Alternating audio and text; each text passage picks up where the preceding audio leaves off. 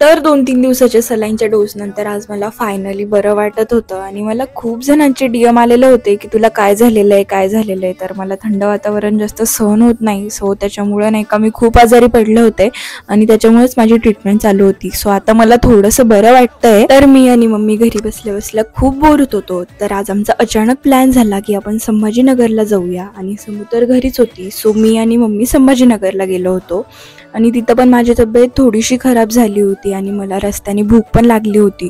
So आम्ही एका शॉपमध्ये गेलो आणि तिथून मी फक्त एक स्वीट घेतलं आणि आईस्क्रीम घेतली, कारण मला काहीच खावंसं वाटत नव्हतं. आणि त्याच्यानंतर आम्ही एका हॉटेलमध्ये पण गेलो. तिथं पण मी काहीच नाही खाल्लं, मम्मीने जेवण केलं आणि मी फक्त राईस खाल्ला होता.